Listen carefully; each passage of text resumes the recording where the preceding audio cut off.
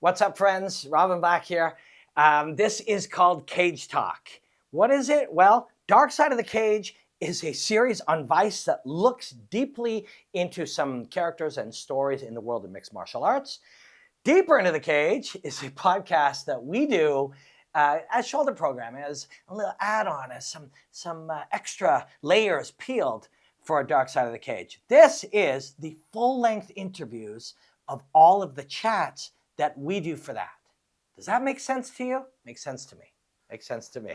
Today, we chat with Greg Jackson in its entirety about Diego Sanchez. We get together with David Mullins, a sports psychology consultant, and we use Diego Sanchez kind of as a leaping off point to examine cults and gurus and things as they relate to high performers. And we hang out with Mike Goldberg. If you've heard people talking during UFC fights, he's the most memorable voice ever, and he's an awesome cat. So today, Diego Sanchez, make sure you check out Dark Side of the Cage on Vice. Episode 2 is Diego Sanchez, the fighter and the guru, and this is Cage Talk. Greg, good to see you, man. How are you? I'm well, sir. How are you? I'm good, thank you. Yeah. How's the world of coaching elite, super dangerous athletes? I pinch myself every morning why they want this ugly mug in their corner. I'll never know, but I'm grateful they do. That's for sure. Isn't it an incredible thing to do what you love every day? I am so blessed and it's so lucky. And yeah, every day I just about kiss the ground because a guy like me, I have no other skills, right? It's fighting or I work at McDonald's. That's all I got. You and me are very similar in that way and others, sir. So let's talk about Diego. When it came time that we were going to do an episode on Diego, he was somebody I really wanted to dig into early because he's special, right? He's one of a kind. Very much so. He was always unique too. That's the thing about that kid is, well, he's not a kid anymore. Good Lord. But he was always unique. He was always something special. He was always different than the rest. He's definitely an independent artist, so to speak. And he's very much he's an athlete and he's a fighter, no question, but he's very much an artist. As some people would say kindly, like a weirdo artist. Yeah, for sure. Like an eccentric. I would. Eccentric. There you go. There's a good political word for us. He's an eccentric artist for sure. And so let's talk first about when you first met him. Was he was there something special about him as a combat artist? Like, was he better than other people? Was he more skilled in some areas, or was it a spirit thing? I think so. I think he had an incredible self-possessed self-belief, if that makes any sense. Like he knew he was going to be something good and wanted to show everybody. And he was extremely talented, but really early on, it was his work ethic. That kid was always in the gym, every single class, every single workout. He never missed it. So he was just obsessed.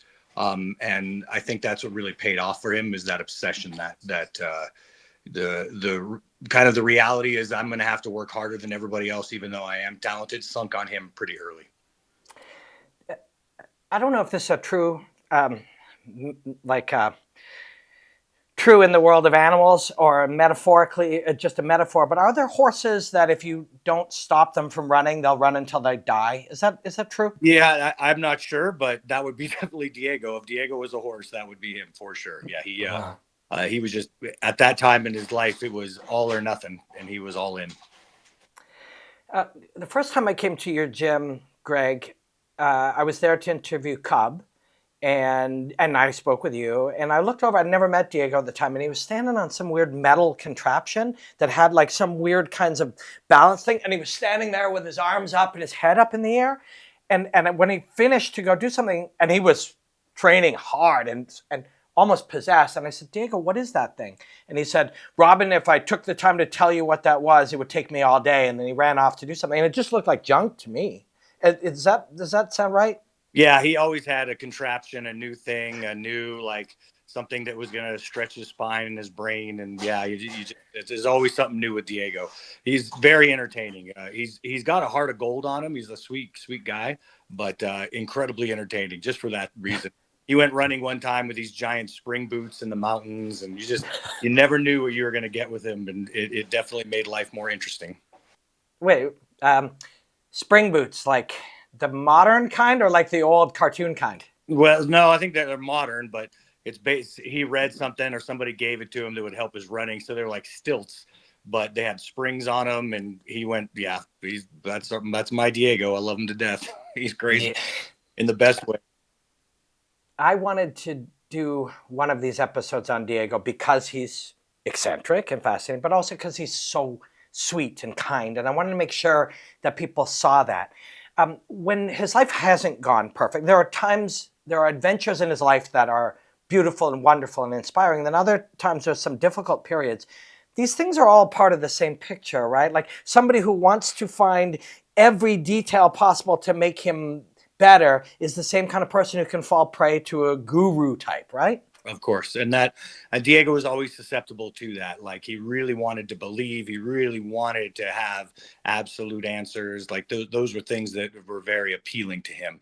So I can see him, and it, as I'm sure the documentary showed, it kind of happened over and over again where these guys would kind of suck him in and take advantage of him, and then he'd learn his lesson and move on. So, that is the downside to his obsessive belief, is he was always looking for something new, and sometimes he would get taken advantage of.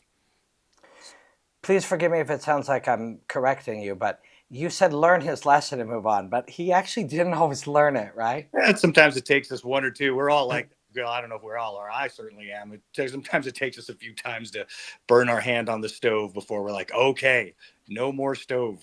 It might, Yeah. and once, at least for me, it does. I'm not the sharpest tool in the shed. You're talking to the same.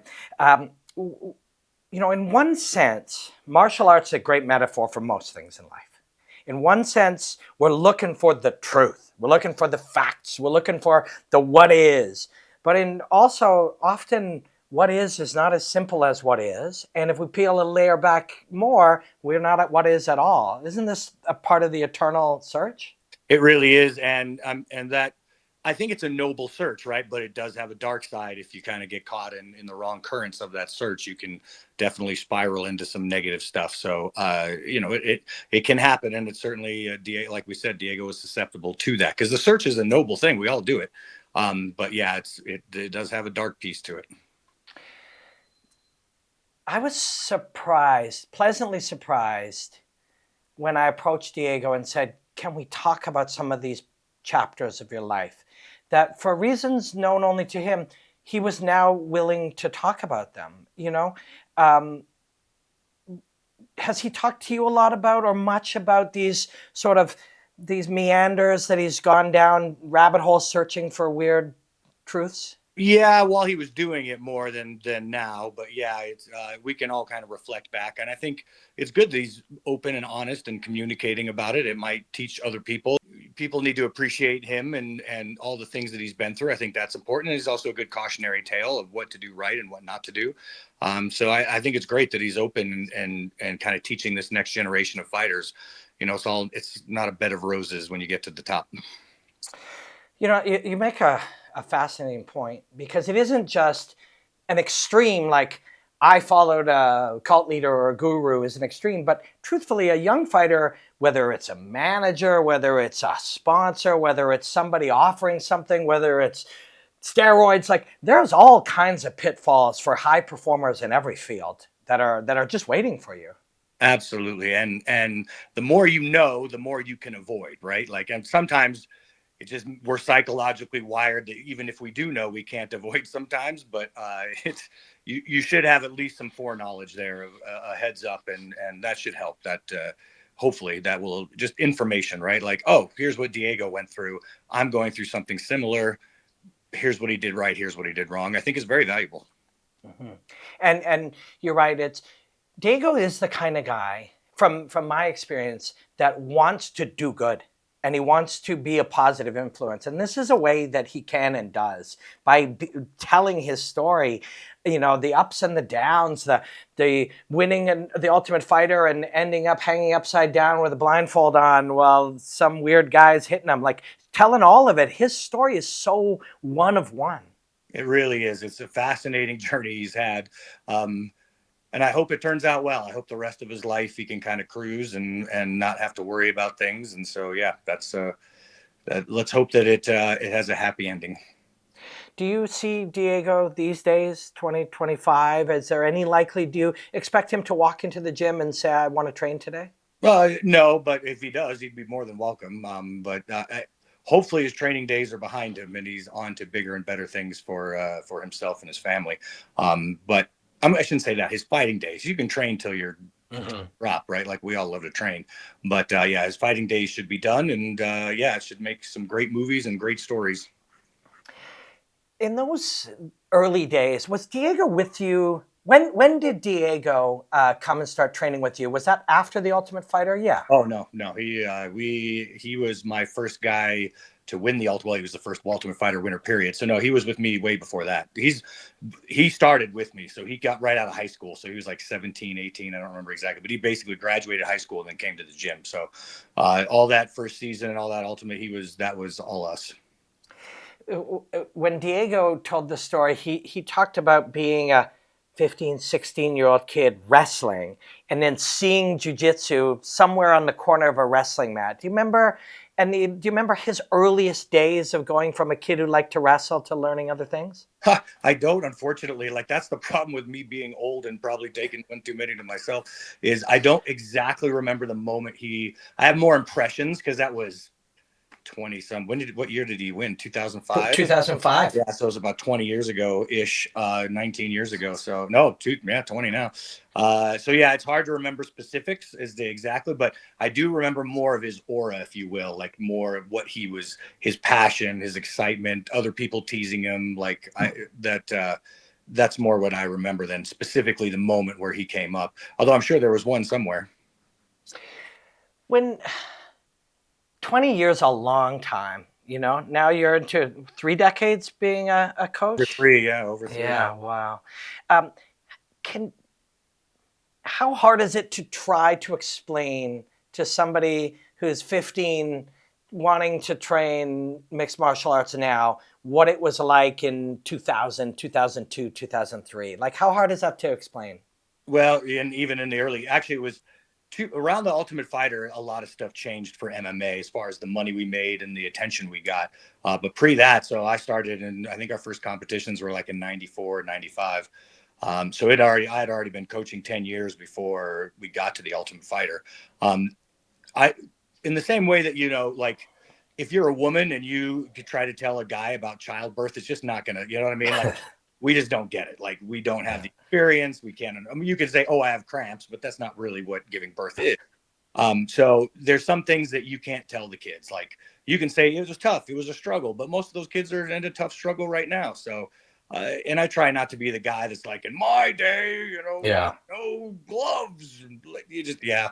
So if they ask, I'll tell them. But most of the time, nobody wants to hear an old guy telling old stories about MMA in the early days. I don't think these guys are on their journey right now, just excited to be a part of it. So if they ask me, I'll tell them. And sometimes I'll bring it up like, I was doing MMA when you were negative 10 years old, or, what, just to tease them. But yeah. It wasn't called that then. And there were, that first time that I was in your gym, I was doing a movement class the next day, and Carlos Condit and Cub Swanson were there. And as a martial arts nerd, those are two of my favorite martial artists of all time. And yeah, and as is rare for me, I shut my mouth and I listened to them, and they were chatting, and Carlos somehow brought up his first fight, and he said that it was in a nightclub in Tijuana, to which Cub said, he also fought in Tijuana, and Cub said, nightclub? And I said, well, where was your fight? He said, a chicken coop. Right, yeah. Oh yeah, it was all fun. Listen, we've been in so many rodeo halls and barns, and you wouldn't believe it. Well, you were there for a lot of it. But yeah, the stuff that the parties that we used to attend, so to speak, were, yeah, it was pretty full on. Like walking on boards over cow shit to get to the arena. Sorry if we can't cuss on your podcast. Oh, we can. Okay, yeah. Good. Well, yeah, just walking over cow manure to get to the cage or ring or whatever it was back in the old days. It was pretty full on. When that early Ultimate Fighter, Carlos Condit before him, Diego later, we didn't know what we didn't know, Hmm. right? Right. The idea, people would punch and then they'd be wrestling. Hmm. The idea that you didn't have to wrestle was just foreign to you. If you punched, next thing you were wrestling. Things like that. What do you think?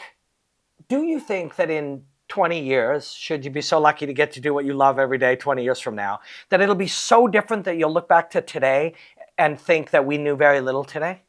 Probably, but what I've noticed is the arms race continues as it always does. The knowledge does continue, but now it's so much more micro. Back in those days, you remember it was macro. It was really big, like wrestling versus like it was such a giant thing. Now it's half guard against the fence. Like there's a new way. So yeah, I think that it will continue to evolve. I'll be lost in 40 years. I hope. Like I can't wait to be the old guy that like doesn't remember anything. I'm on my way, but it'll be super fun. But I think in between that time, there are going to be more revolutions, more ways to do things, but it's going to be on a smaller scale. I don't think it'll be dramatic. And if you're not educated on the martial arts, I think you might miss it. Like that's how nuanced it'll be as we move into that time. But I think, yeah, I think there's going to be the continuous evolution that is human combat for sure. I want to ask you something about Diego. When he was fighting those crazy Carl Parisian and Clay and Gilbert Melendez fights, was passion and ferocity and heart and will more important then than it is now because there were bigger holes in the technique and stuff? Do you know what I'm getting at? Like what you're saying is, did his passion make up for a kind of a lack of technical thing? And in some ways, I think so. More in his kickboxing, I think, than in his grappling. But yeah, that definitely can carry you sometimes. Like if you're technically deficient there.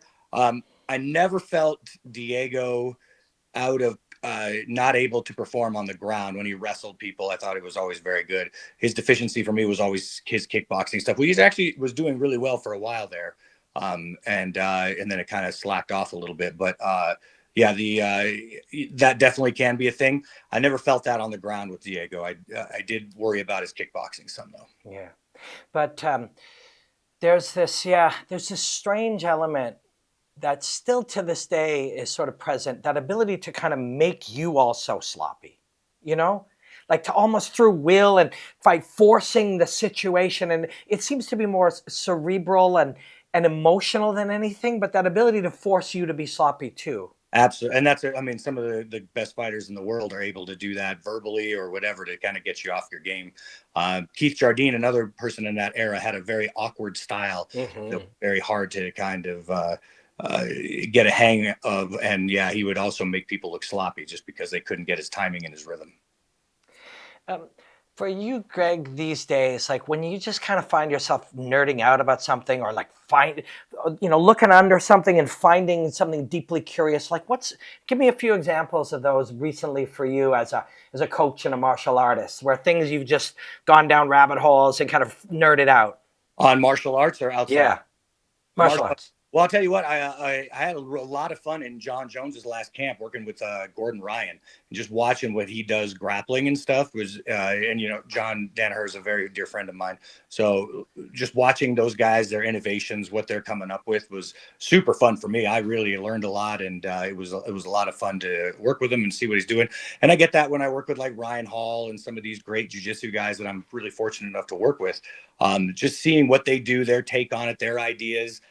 Ryan Hall has this beautiful thing about shapes and like how you fit those shapes together. And yeah, it's really cool. Like everybody's at a high level, their approach to it has, even if it's this information, I know the way they come at it is so interesting and cool that yeah, I'm constantly in that state of like, oh wow, that's really neat. Look what they're doing there. I really enjoy it. So I would say the last time that happened was working with Gordon on John's last fight. And I think what I'm going to ask you will apply if somebody is a specialist in gardening or being a chef or whatever. But when you see somebody else's model and it's different, like their perspective or the filter through which they see it, it's different. And you start to learn that, do you start to then try to experiment with their filter and their model, or do you just sort of phase it into your overall view of how everything works? More of an overall thing. Like, you don't want to take credit for other people's work, and I certainly would never want to approach like, oh, look what I came up with, when it was Ryan's or Gordon's or John's or whoever else. I'm very sensitive to that, because it's that can be a very negative thing. So for me, it's much more of like a contribution to my overall understanding of the martial arts, and that's what I'm a curious guy by nature. That's what I love. So I have a lot of fun just seeing what their perspective is, and then bringing my own perspective and kind of melding the two, as good teachers teach you. So yeah, the learning part for me is still super fun. Like, I know what I would do if I couldn't learn. Like, my mom is one of the best people in the world. She said, well, when you die, God answers all your questions. And I always thought as a kid, like, God, that would be miserable for me if I couldn't think about things or try to figure it out, or learn new stuff. So hopefully that's not the case. Hopefully you still get to learn. We'll see. I don't want to. Sometimes when you ask this question of somebody, it's hard for them to come up with something. But can you just give me one interesting or really unique Diego Sanchez story? Just something that jumps to the front of your mind that is definitively Diego Sanchez. Like, we used to talk about, when we'd run in the mountains, we would talk about the evolutionary forces that shaped all the animals around us, right? So in New Mexico, in the high desert, we're very high. We're higher than Denver. Everything is tough, right? It's all cactuses and shrubs. There's no like big, beautiful trees. The animals are like rattlesnakes and coyotes. They're super smart, cunning, the rabbits. So we would talk about that. Like, you're kind of channeling that nature in yourself. You're training in the same austere conditions that that created these life forms. And that's cool. Like, you should pay respect to the you tough as well. And then Diego really took that and like was channeling the power from the storms and stuff. I don't know if he's early Ultimate Fighter, but I just love that about him. Like, he really took that idea and ran with it. And one of my favorite Diego stories is just him like wanting the lightning to power him, wanting the storm, that feeling you have, that little danger, that excitement there, just to go. And so that was definitively Diego to me. He took an idea and made it passionate, made it exciting for him, and gave him inspiration. And he used it to help train in his fights. And that to me is what he's about. Thank you for hanging with me, Greg. I love chatting with you. I miss chatting with you. Let's do it again sooner than later. Just tell me when, boss. I'm here for you. Lots of love, my friend. Take care. David Mullins, my friend. How are you, brother? Yeah, I'm good. Good to see you. Good to see you too, man. We've chatted a lot in the past about different aspects of fighters, their mindset, training, all of these kinds of things. With Diego, it gives us an interesting jumping off point to kind of talk about gurus and mystics. And, there's a lot of people in the world of martial arts sometimes who are, bullshit artists and cult leaders and stuff. Not speaking of Diego specifically, because I know you haven't worked with him closely. What does this Diego story of the guru, where does that take you? What are some thoughts? So, like, we could all see it playing out when it was playing out. And we, as we've all been fans of anyone who's a fight fan is a Diego Sanchez fan. Some of the fights he's been in have been incredible. And we could see it playing out in real time in front of us. This guy it's bullshit. We could all see it. But for whatever reason, Diego couldn't see it in that moment. And he shouldn't feel bad. He's not the only one. Many, many others have been fooled along the way with similar types. I think it speaks, first of all, let's speak about the fighter who can be conned, fooled, tricked, whatever you want to call it.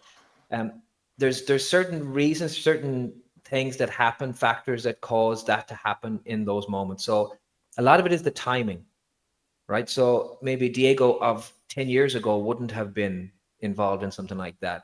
So timing in terms of just being more vulnerable now, for whatever reason, there might be a desperation. There might be a stage of a career where things have started to plateau and you're looking for some kind of quick fix, some easy solution, something different. So you're a bit more vulnerable in that timing.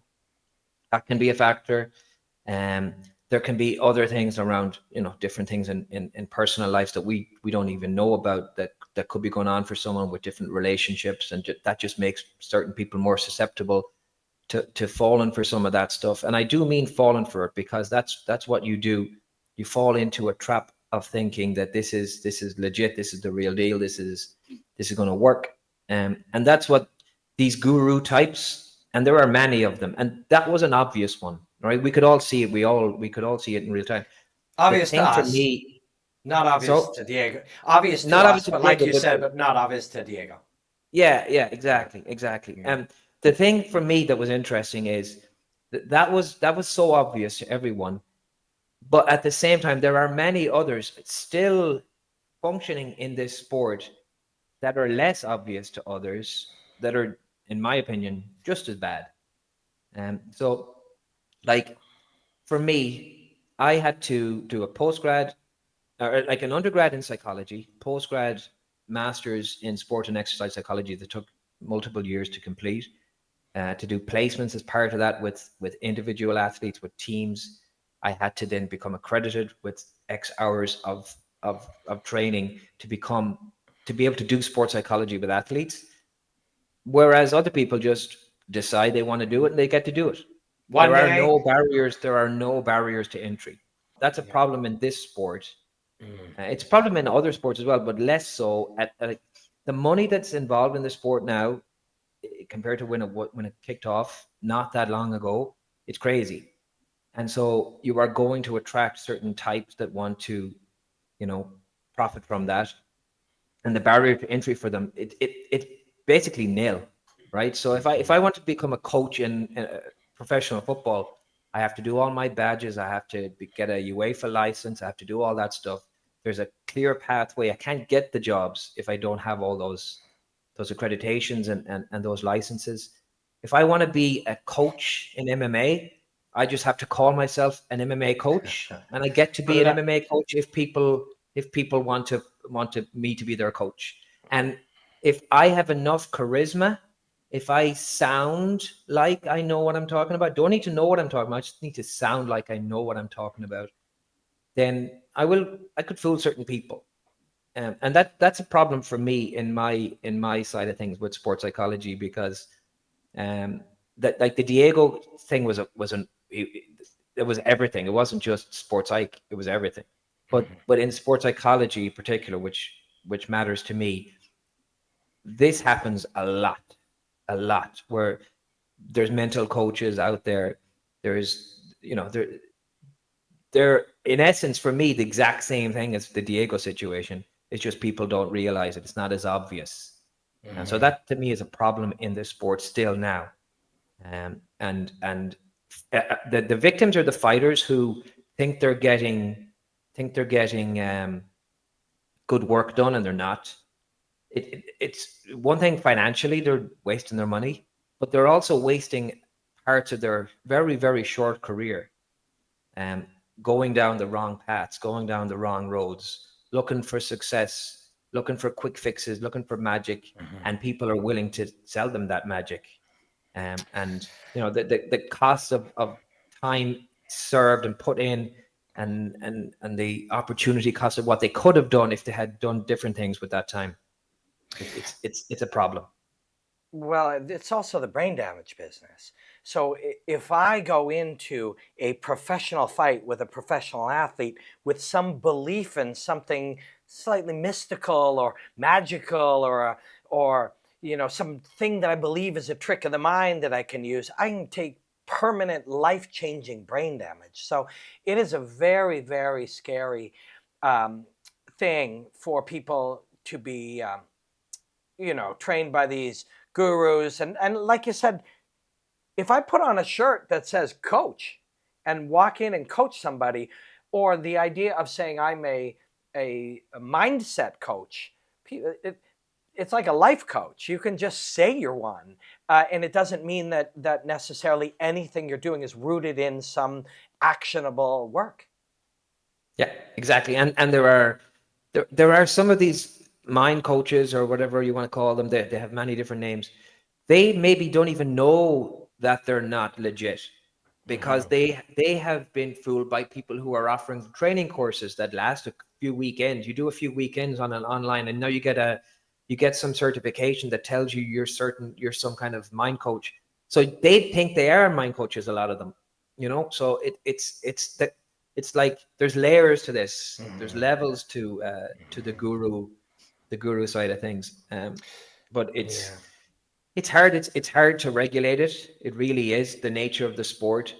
It really is tough to regulate it. It's tough to regulate fighters. It's themselves, never mind all of the different coaches that are involved. So I think martial arts and mixed martial arts is more susceptible to it than other sports, just because of the history there and all that comes with that. But yeah, it exists, and it exists in a deep way that is less obvious, like I said, than the Diego situation was. Help me if you can, and see if we can make sense of this. But when you're a professional athlete, or an artist, or an entrepreneur, or anyone in life, sometimes you're driven to get better all the time. Part of that path is to find new answers. Is there something about that drive to get better all the time that can make somebody, in this case Diego Sanchez, but any of us, susceptible to being tricked into it? Is there something in that path? For sure. Like what I'm thinking there, as you're asking that, is there's research on why people join cults, right? And there's certain factors that are kind of common traits for people. One of the main ones is these people want to self-improve. They're looking to improve themselves. That makes them more susceptible to joining cults, to falling for that stuff. And it's not a distant thing between joining a cult and being fooled by certain gurus in mixed martial arts. You can see the connection. You can see why there's certain similarities there. So yes, wanting to improve, wanting to strive to get better, those are good things, of course. Like, everyone should want to do that, but there are risks and dangers involved as well if you're not careful, and you kind of prioritize that over everything, and you kind of lose sight of some common sense and some review of, hang on, does this make sense? Is this the right thing for me to go at? You can be just more susceptible because of that drive to improve. With a skilled guru, cult leader, whatever, they'll actually start to pre-answer some of your common sense questions. So prepare you before you say, hey, is this real? They've got you questioning yourself, and they've got you trusting them, or there's like a process to it. So when we look, and again, we use Diego only as a comparison point, but along the way, we might look and go, Diego's hanging upside down wearing a blindfold while some guy hits him. It looks ridiculous, but it doesn't start there. It starts with increments. Yeah, 100%. It kind of does require you to kind of give yourself over, like give power over to that person a little bit, and full trust in them if you want. And to question things is to show a lack of trust, a lack of faith, a lack of belief, and that's not the right thing to do. That kind of stuff will get you in trouble. Of course, you should be able to question things. Like in jiu-jitsu class, I will question techniques to the almost too much sometimes, but I don't think there is a too much. It's a good thing to be able to do that. And if you have to just blindly follow, then you should have alarm bells ringing. And the other thing with these guru types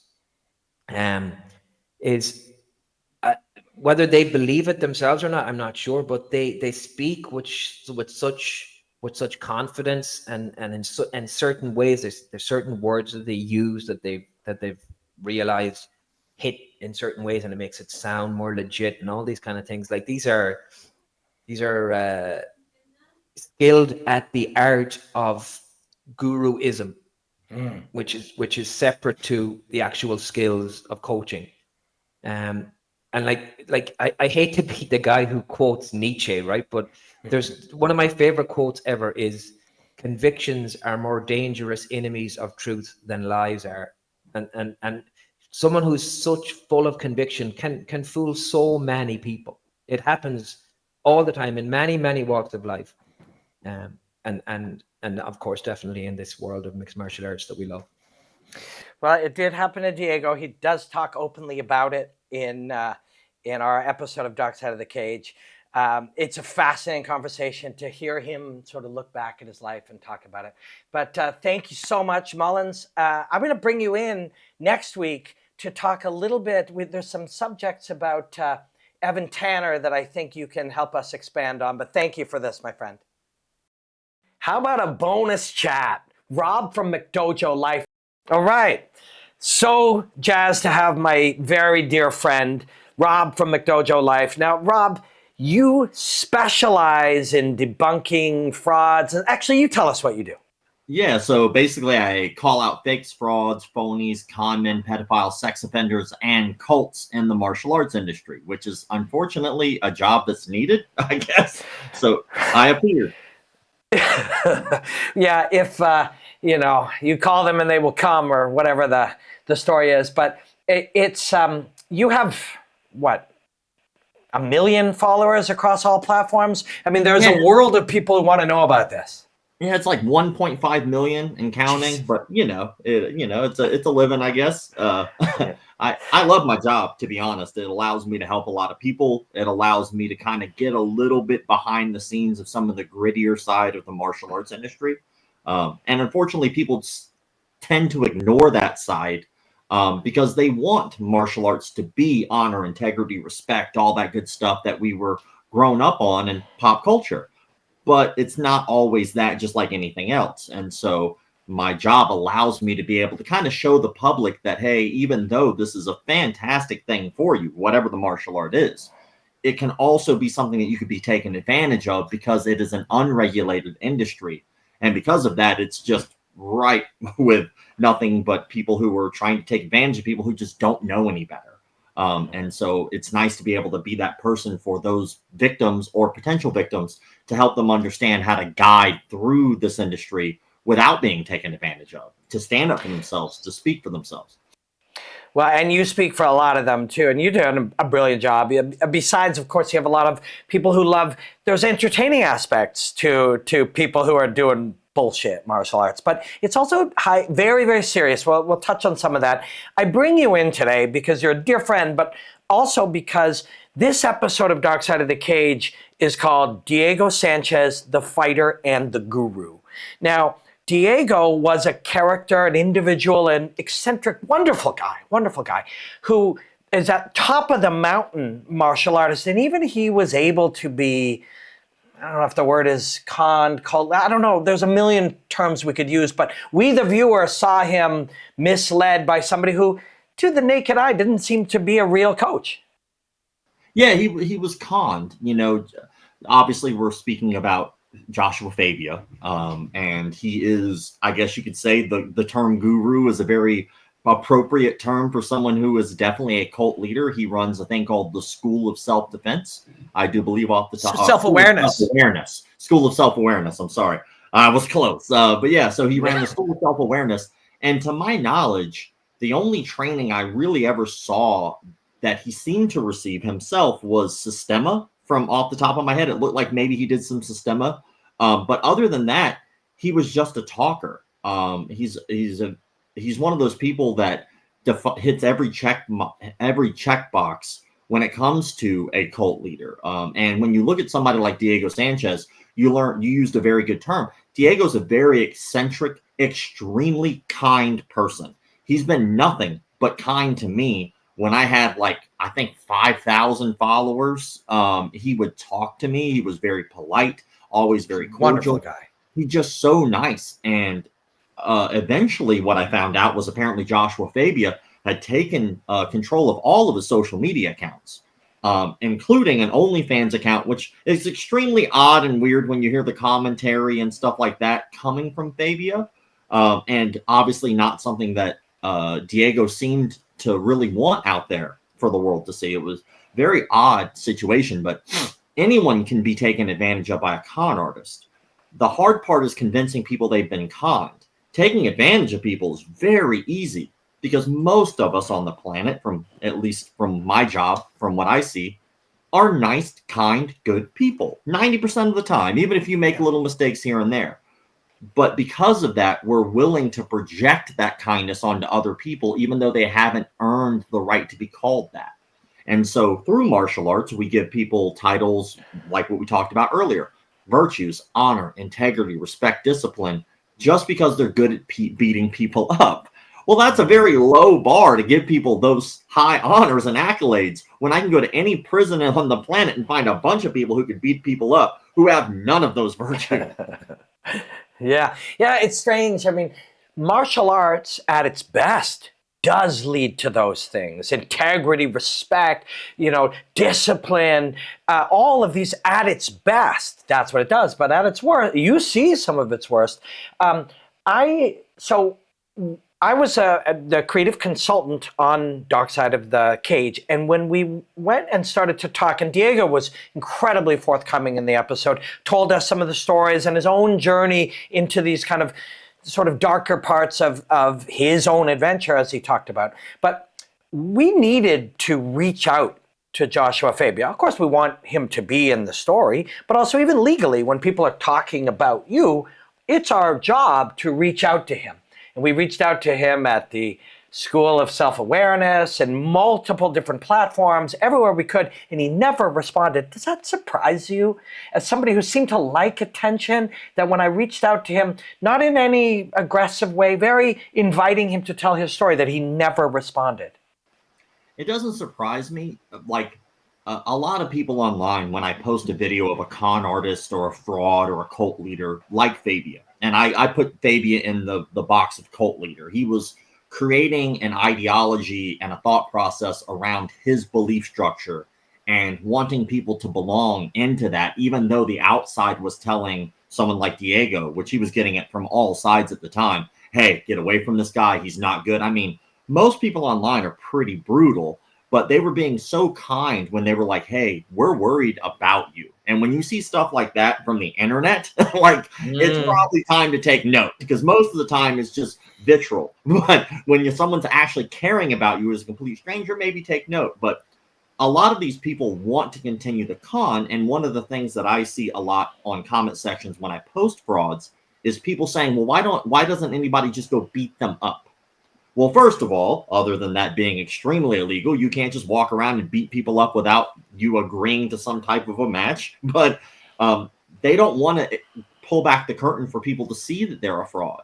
And when you actually have to go toe-to-toe with somebody who has the facts, what winds up happening is you run the risk of losing your cult following, because now you're going to be called out and create like a cognitive dissonance. And that's not really what you want from a follower. You don't want the follower to ever hit that fork in the road of cognitive dissonance where they go, I believed this really strongly, but now you're giving me an opposing view that completely is correct and is factual. You can prove that is correct, which makes this other ideology now false, which I've always believed. Well, now there's the fork in the road. Do I continue to believe what I always have because it's easy? And because I get to keep my friends and keep my social structure and keep my mentor? Or do I completely break down all of those walls for the truth? And admit that I was led astray, and admit that I've gone down a crazy path.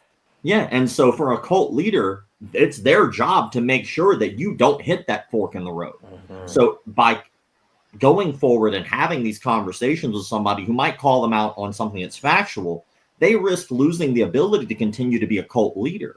And that's Cult Leader Book 101, is make sure that you head off at the pass what other people outside of your cult are going to say about your cult.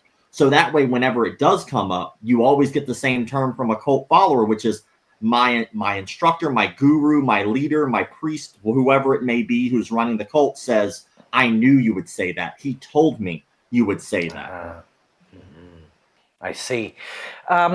So now, Rob, after years of doing this, you deal with facts, things that you can prove. You're sort of, the only way you can do this so successfully is almost to be the opposite of that. You need provable, detailed facts all along. In fact, you've done this so many times, it is shocking. But up until recently, no one had ever even sued you because you were so bulletproof with the truth. Have you been sued ever? Cool. Tell us about it. So I don't mind because we're already past, like, he's lost the lawsuit. We haven't even gone to the courtroom yet. He doesn't have a lawyer anymore. Like, his thing's crumbling. Plus, for anybody out there who wants to try to sue a reporter like myself, that's my job. You have to be aware of something called anti-slap laws, which is if you frivolously sue a reporter and it's found to be a frivolous lawsuit, you actually have to pay back their lawyer's fees, which is where he is now with me. Because I do make sure that I handle things very factually and very fairly. I also try to reach out to each side.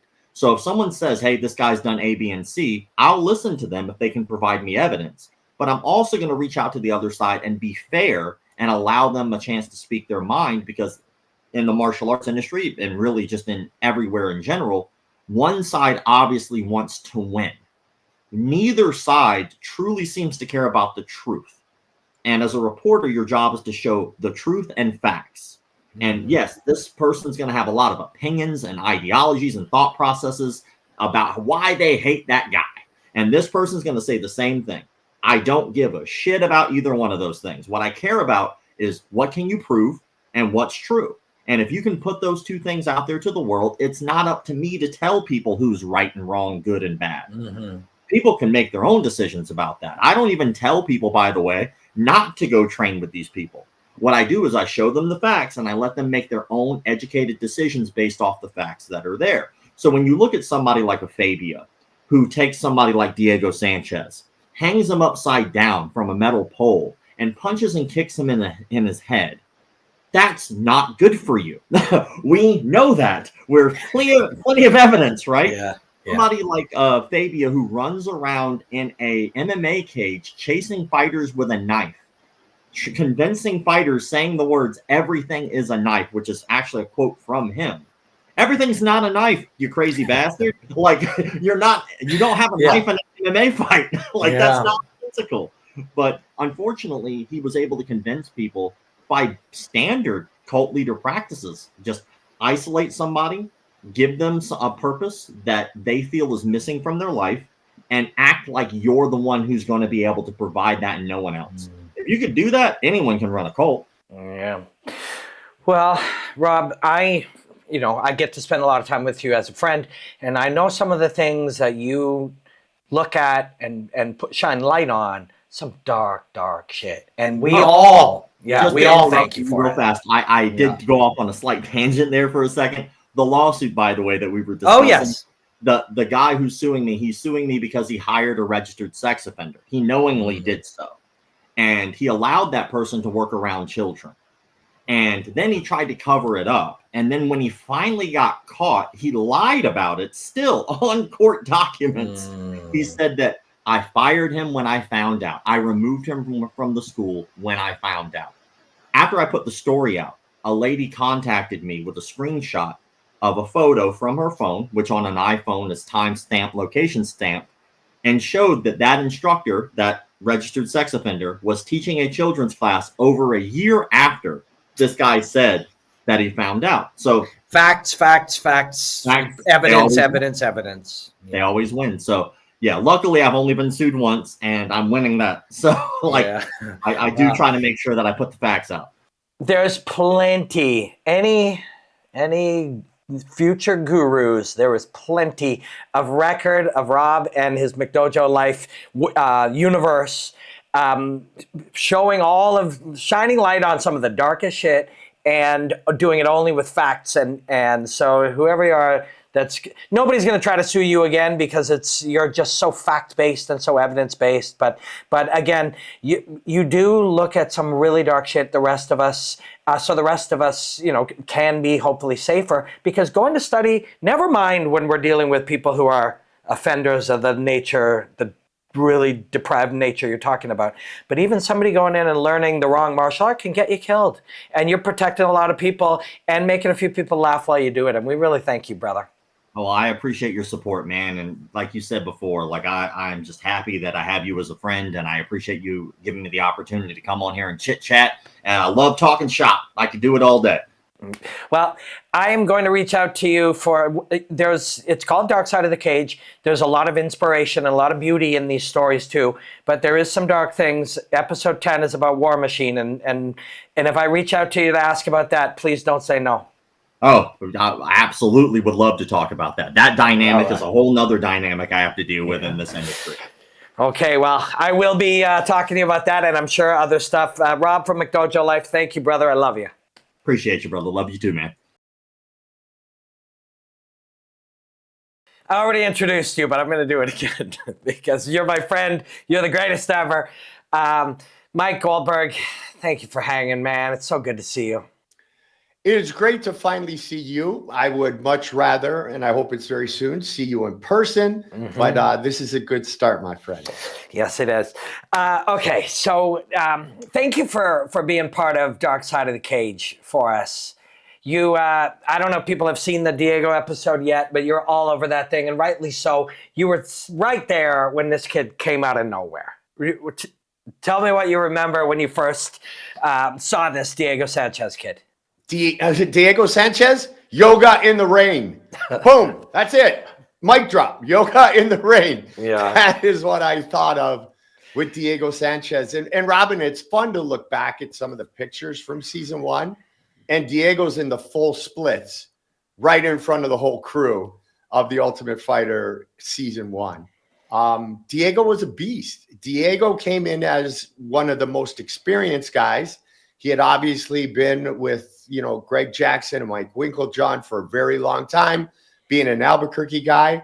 And I always teased Kenny Florian that Diego fought a very chubby Kenny Florian in the finals. And when I used to say Forrest Griffin, the original Ultimate Fighter winner, Diego would go, whoa, Goldie.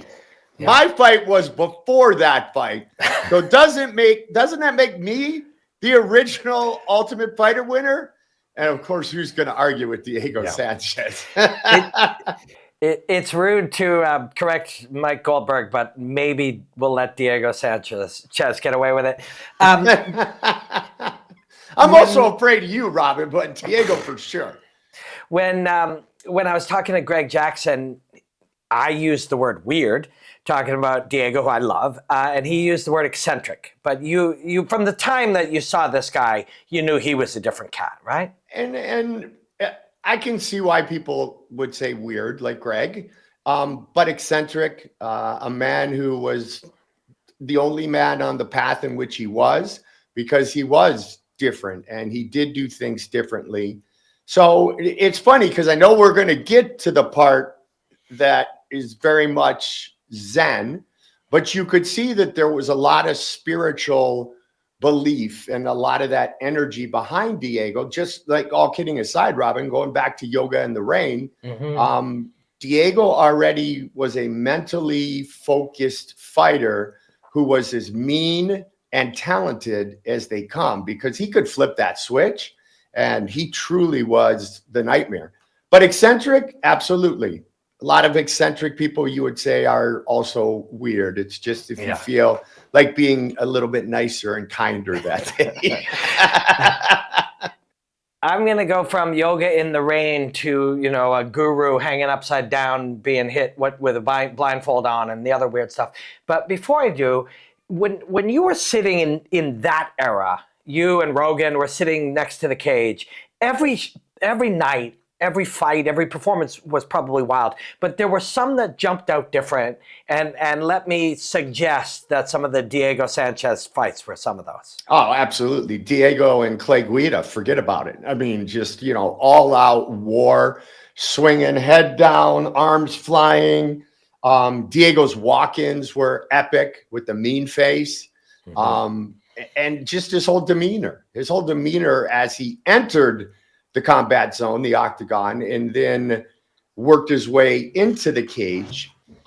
He was a man focused. And if you looked in those eyes and you didn't, I wouldn't say if you didn't know any better, if you looked in those eyes, you knew as his opponent, you better be ready. Yeah. Because he had a look that could tear through a lot of fighters in this world.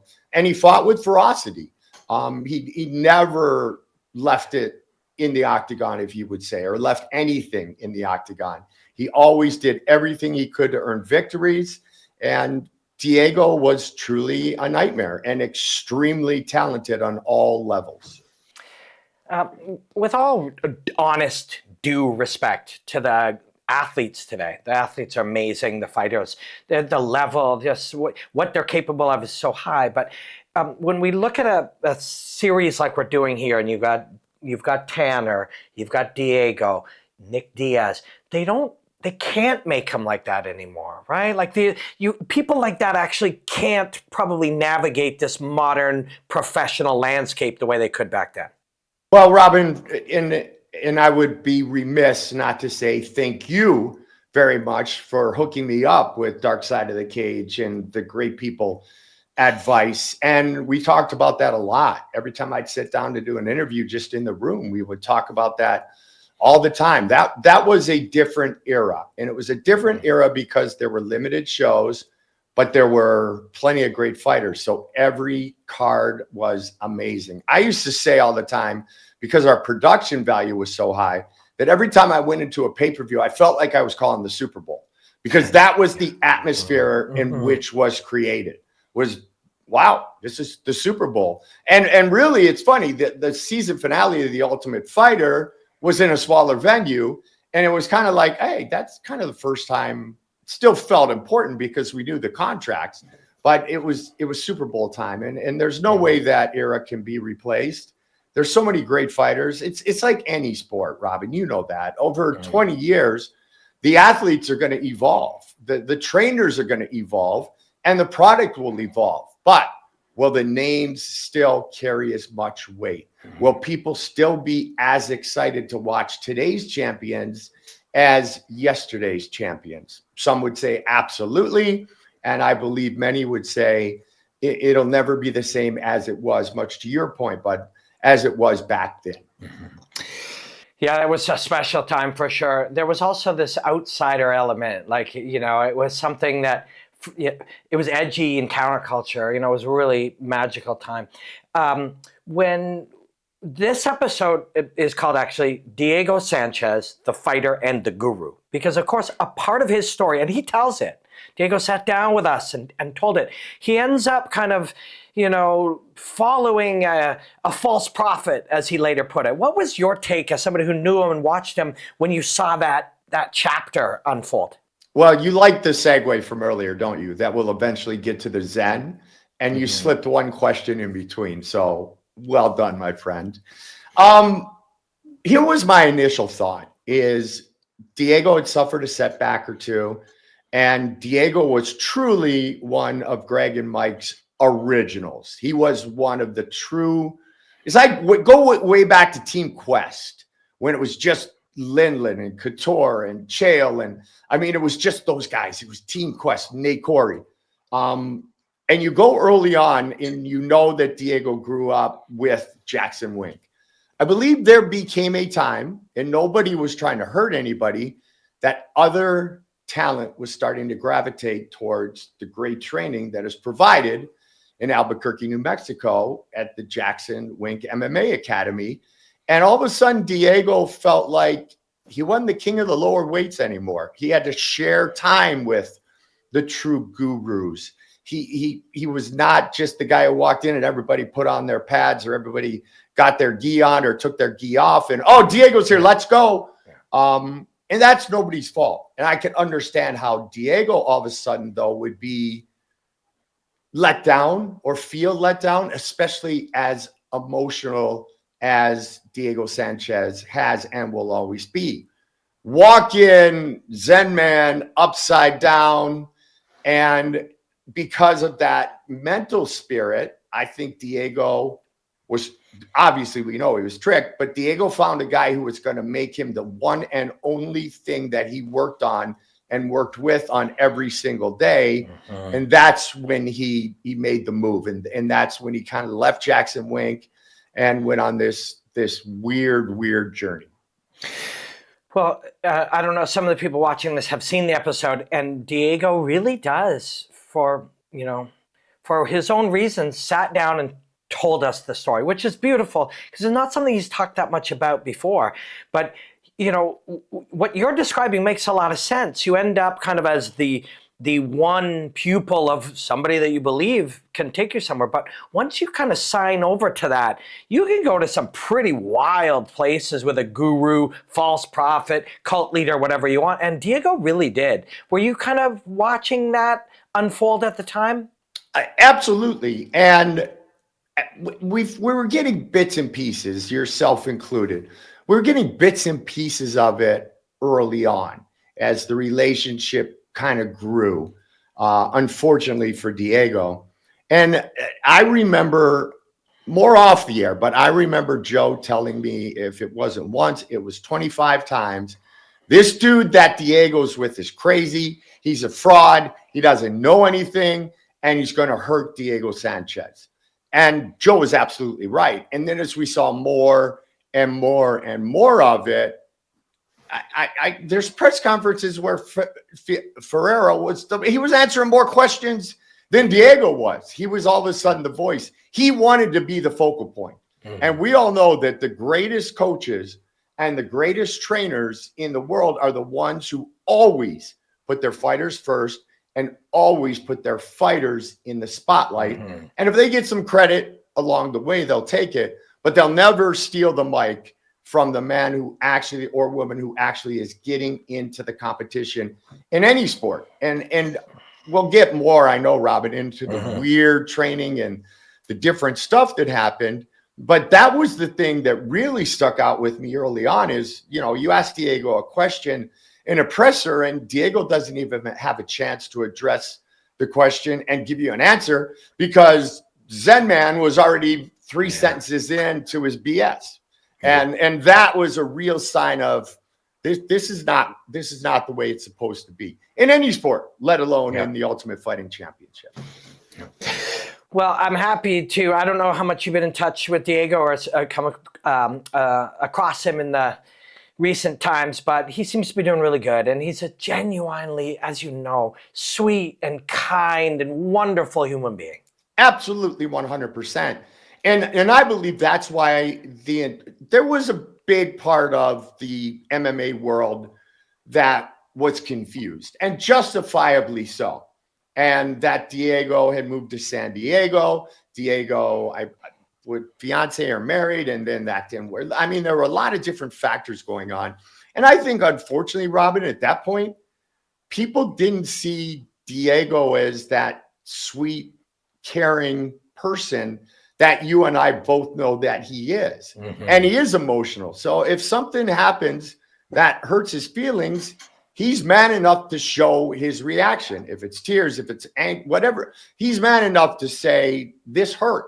Like not, I'll work through it. No, he would say, this hurt. I depended on this person. I gave him or her everything I have. And now look what they are doing to me. And I've got a BYB on Saturday in Albuquerque. We're doing our open workouts on Thursday at Jackson Wink. Thank you for sharing Greg's number with me. I text him right away. He's like, I can't wait to see you, Goldie. That's so good. So I'm sure I'll get a chance to see Diego when I'm in Albuquerque. And I know the first thing we'll do is give each other a big hug.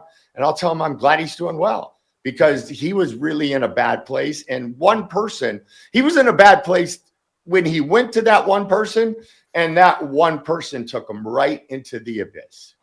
It's true. Well, please give him a hug for me, and enjoy Albuquerque.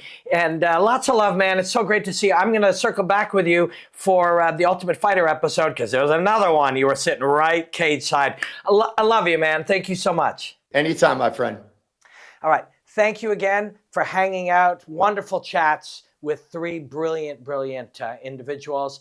Diego Sanchez, the fighter and the guru. Make sure you check it out on Vice, Vice Sports, Vice TV, Crave in Canada. Just check it out. It's really great. We're very proud of this series, Dark Side of the Cage on Vice. Till next time, enjoy the hostilities, my friends. Diego Sanchez destroyed everybody on The Ultimate Fighter. After that, he was a certified MMA star. Untamable. It was a nightmare to fight him. I was gonna do everything to be the best that I could. Diego would bring in other coaches. There's this guy, Joshua Fabia. That dude's a fraud. The medicine was psilocybin. Diego wasn't Diego anymore. We were concerned about his safety. Fabia was chasing them with a knife. This guy was gonna kill me, or I was gonna have to kill him. Dark Side of the Cage. New episode Wednesday at 10 on Vice.